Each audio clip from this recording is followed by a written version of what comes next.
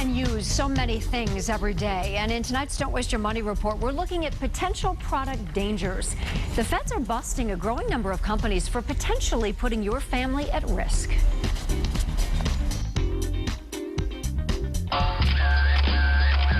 These are photos federal investigators from the Consumer Product Safety Commission, or the CPSC, took of the weed whacker that injured Bob Dolan. But it went slamming into my shin and went right through my jeans, splitting his skin and leaving him bleeding.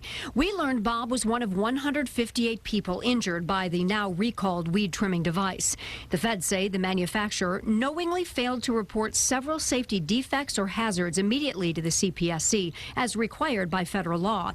As a result, the weed whacking company was whacked with a fine just under $1 million. It's pretty upsetting when I hear that they just kind of ignored it. In 2010, the CPSC had to fine 2 companies more than $500,000 for not reporting safety defects. But in 2011, that number increased to 10 companies, and the fines totaled more than $4 million.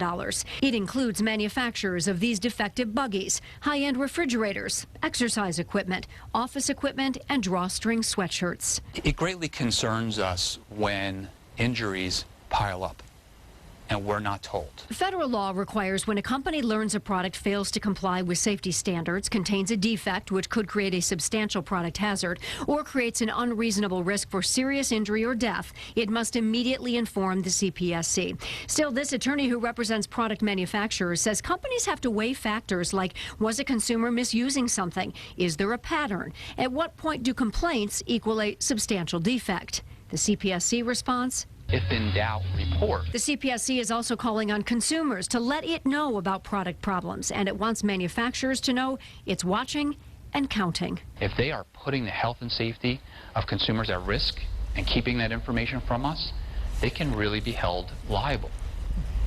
If you would like more information about how to report a complaint about a product to the CPSC, just head to WXYZ.com. We've got a link for you right there. And remember, by reporting concerns you may have, you could actually be helping to save lives.